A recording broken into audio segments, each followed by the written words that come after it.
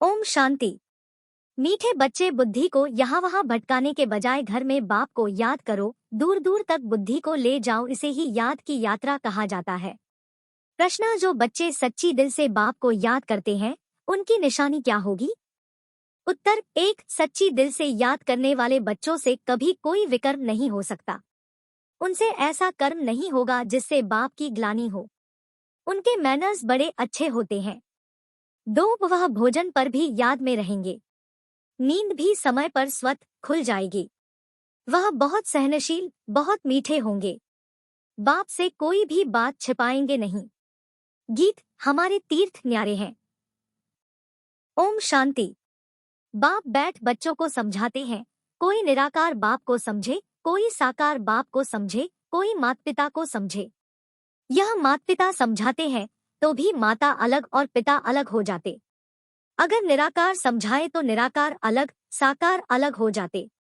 परंतु यह समझाने वाला बाप है। तुम बच्चे ही यह जानते हो कि जिस्मानी तीर्थ और रूहानी तीर्थ हैं। वह जिस्मानी तीर्थ आधा कल्प के हैं। अगर कहेंगे जन्म जन्मांतर से यह चलते आए हैं, तो फिर ऐसे समझेंगे शुरू से लेकर यह चलते हैं, अनादि हैं। ऐसे तो है नहीं, इसलिए आधा कल्प से कहा जाता है। अभी बाप ने आकर इन तीर्थों का राज समझाया है। मनमना भव अर्थात रूहानी तीर्थ जरूर आत्माओं को ही समझाते हैं, और समझाने वाला है परमपिता, और कोई समझा न सके। हर एक अपने अपने धर्म स्थापक के तीर्थ पर जाते हैं। यह भी आधा कल्प की रस्म रिवाज है। सब तीर्थ करते हैं, परंतु वह कोई को सद्गति दे न सके। खुद ही घड़ी घड़ी तीर्थों पर जाते रहते। अमरनाथ, बद्रीनाथ तरफ वर्ष तीर्थ करने निकलते, फिर चारों धाम करते हैं। अभी यह रूहानी तीर्थ सिर्फ तुम जानते हो। रूहानी सुप्रीम बाप ने समझाया है, मनमना भव और जिस्मानी तीर्थ आदि सब छोड़ो, मुझे याद करो तो तुम सच्चे सच्चे स्वर्ग में चले जाएंगे। यात्रा माना आना जाना, वह तो अभी ही होता है। सतयुग में यात्रा होती नहीं। तुम हमेशा के लिए स्वर्ग आश्रम में जाकर बैठेंगे। यहाँ तो सिर्फ नाम रख देते हैं। वास्तव में स्वर्ग आश्रम यहाँ होता नहीं। स्वर्ग आश्रम सतयुग को कहा जाता है। नर्क को यह अक्षर दे नहीं सकते। नर्कवासी नर्क में ही रहते हैं, स्वर्गवासी स्वर्ग में रहते हैं। यहाँ तो जिस्मानी आश्रम में जाकर फिर लौट आते हैं। यह बेहद का बाप समझाते हैं। वास्तव में सच्चा सच्चा बेहद का गुरु एक ही है। बेहद का बाप भी एक है। भल कहते हैं आगा खां गुरु, परंतु वह कोई गुरु नहीं है। सद्गति दाता तो नहीं है ना।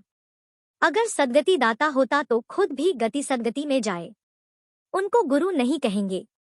यह तो सिर्फ नाम रख दिए हैं। सिख लोग कहते हैं सद्गुरु अकाल। वास्तव में सत श्री अकाल एक ही परमात्मा है, जिसको सद्गुरु भी कहते हैं।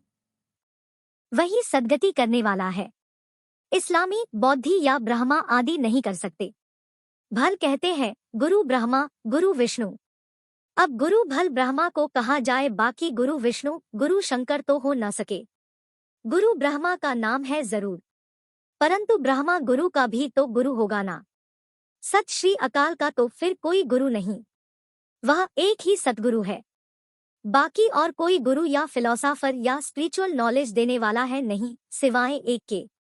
बुद्ध आदि तो अपने पिछाड़ी सबको ले आते हैं। उनको रजोत्मों में आना ही है। वह कोई सद्गति के लिए नहीं आते हैं। सद्गति दाता एक का ही नाम वाला है, जिसको फिर सर्वव्यापी कहते हैं। फिर गुरु करने की क्या दरकार है? हम भी गुरु, तुम भी गुरु, हम भी शिव, तुम भी शिव, इनसे तो कोई का पेट नहीं भरता। बाकी हाँ, पवित्र है, इसलिए उनका मान होता है, सद्गति दे नहीं सकते। वह तो एक ही है, जिसको सच्चा सच्चा गुरु कहा जाता है। गुरु तो अनेक प्रकार के हैं। सिखलाने वाले उस्ताद को भी गुरु कहते हैं। यह भी उस्ताद है। माया से युद्ध करना सिखलाते हैं। तुम बच्चों को त्रिकालदर्शीपन की नॉलेज है, जिससे तुम चक्रवर्ती बनते हो। सृष्टि के चक्र को जानने वाले ही चक्रवर्ती राजा बनते हैं। ड्रामा के चक्र को व कल्पवृक्ष के आदिमध्य को जानना, बात एक ही है। चक्र की निशानी बहुत शास्त्रों में भी लिखी हुई है। फिलॉसफी की किताब अलग होती है। किताबें तो अनेक प्रकार की होती हैं। यहाँ तुमको कोई किताब की दरकार नहीं। तुमको तो जो बाप सिखलाते हैं वह समझना है। बाप की प्रॉपर्टी पर तो सब बच्चों का हक होता है, परंतु स्वर्ग में सबको एक जैसी प्रॉपर्टी तो नहीं होगी। राजाई है उनकी जो बाप का बना। बाबा कहा थोड़ा भी ज्ञान सुना तो वह हकदार हो जाते, परंतु नंबरवार। कहा विश्व के महाराजा, कहा प्रजा दास-दासियां। यह सारी राजधानी स्थापन हो रही है। बाप का बनने से स्वर्ग का वर्षा तो जरूर मिलता है।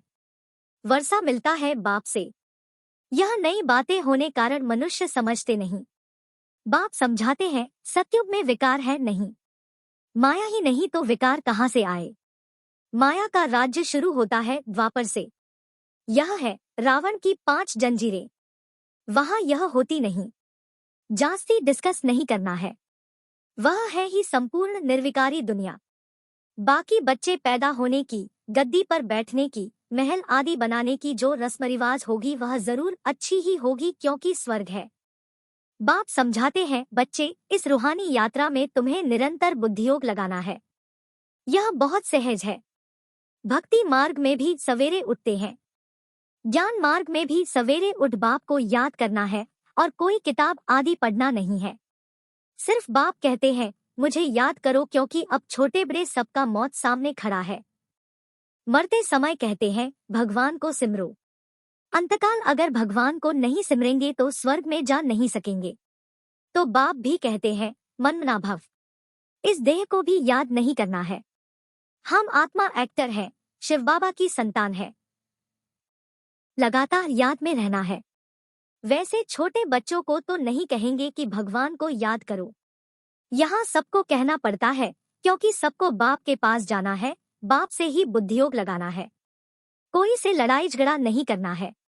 यह बड़ा नुकसानकारक है। कोई कुछ कहे सुना अनसुना कर देना है। सामना नहीं करना चाहिए जो लड़ाई हो जाए। हर बात में सहनशील भी होना चाहिए और फिर समझना है बाप बाप भी है, धर्मराज भी है। कुछ भी बात है तो तुम बाप को रिपोर्ट करो। फिर धर्मराज के पास पहुंच ही जाएगा और सजा के भागी बन पड़ेंगे। बाप कहते हैं मैं सुख देता हूँ।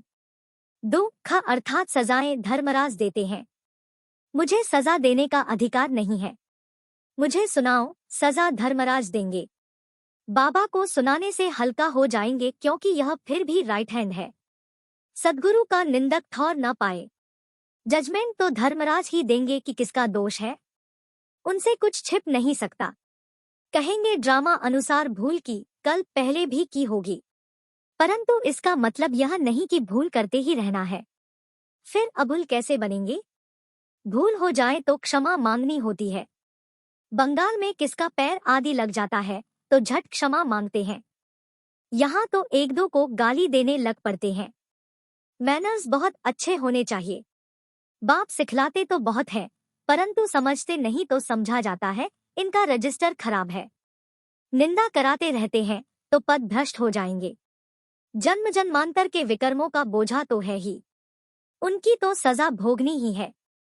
फिर यहाँ रहकर अगर विकर्म करते हैं तो उनकी 100 गुना सजा मिल जाती है। सजा तो खानी ही है, जैसे बाबा काशी कलवट का समझाते हैं। वह है भक्ति मार्ग का। यह ज्ञान मार्ग की बात है। एक तो पहले वाले विकर्म है, दूसरा फिर इस समय जो करते हैं उनका दंड 100 गुना हो जाता है। बहुत कड़ी सजा खानी पड़ेगी। बाप तो हर एक बात समझाते हैं।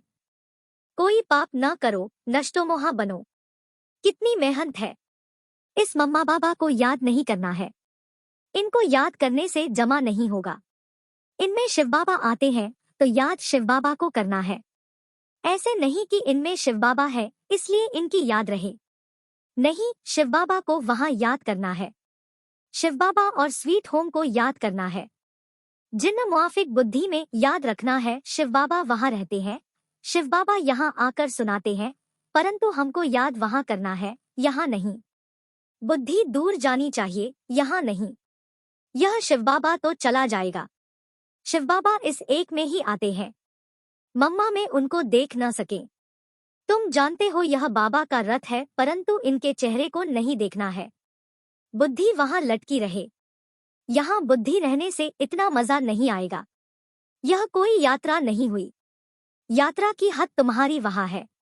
ऐसे नहीं कि बाबा को ही देखते रहो क्योंकि इनमें शिव है, फिर ऊपर जाने की आदत छूट जाती है। बाप कहते हैं मुझे वहाँ याद करो, बुद्धियोग वहाँ लगाओ। कई बुद्धू समझते हैं कि बाबा को ही बैठ देखें। अरे, बुद्धि को स्वीट होम में लगाना है। शिव बाबा तो सदैव रथ पर रह न सके, यहाँ आकर सिर्फ सर्विस करेंगे। सवारी ले सर्विस कर फिर उतर जाएंगे। बैल पर सदैव सवारी हो नहीं सकती, तो बुद्धि वहाँ रहनी चाहिए। बाबा आते हैं, मुरली चलाकर चले जाते हैं, इनकी बुद्धि भी वहाँ रहती है। रास्ता बरोबर पकड़ना चाहिए, नहीं तो घड़ी घड़ी गिर पड़ते हैं। यह तो थोड़ा समय है, इनमें शिव बाबा ही नहीं होगा तो याद क्यों करेंगे। मुरली तो यह भी सुना सकते हैं, इनमें कभी है कभी नहीं है, कभी रेस्ट लेते हैं। तुम याद वहाँ करो। कभी कभी बाबा ख्याल करते हैं, ड्रामा अनुसार कल पहले आज के दिन जो मुरली चलाई थी वही जाकर चलाऊंगा। तुम भी कह सकते हो कि कल पहले बाप से जितना वर्षा लिया था उतना ही लेंगे। शिव बाबा का नाम जरूर लेना पड़े, परंतु ऐसे किसको आएगा नहीं। बाप जरूर याद आएगा, बाप का ही परिचय देना है। ऐसे नहीं सिर्फ इनको बैठ देखना है।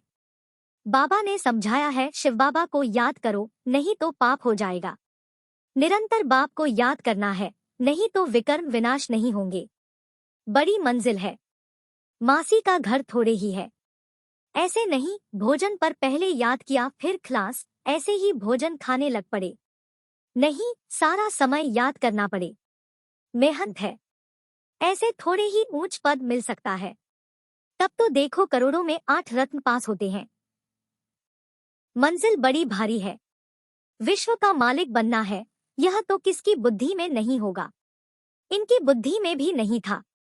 अब ख्याल किया जाता है 84 जन्म किसको मिलते हैं। जरूर जो पहले आते हैं वह है लक्ष्मी नारायण। यह है सब विचार सागर मंथन करने की बातें। बाप समझाते हैं हथकार दे, दिल याद दे। भल धंधे आदि में रहो, परंतु निरंतर बाप को याद करते रहो। यह है यात्रा। तीर्थों पर जाकर फिर लौटना नहीं है। तीर्थ बहुत मनुष्य करते हैं, अब तो वहां पर भी गंद हो गया है। नहीं तो तीर्थ स्थान पर कभी वेश्यालय नहीं होते। अभी कितना भ्रष्टाचार है, एक धनी तो कोई है नहीं, झट गाली देने लग पड़ते। आज चीफ मिनिस्टर है, कल उनको भी उतार देते। माया के मुरीद बन जाते हैं। पैसे इकट्ठे करेंगे, मकान बनाएंगे, धन के पिछाड़ी चोरी करने लग पड़ते हैं। तुम अब स्वर्ग में जाने की तैयारी कर रहे हो, वही याद आना चाहिए।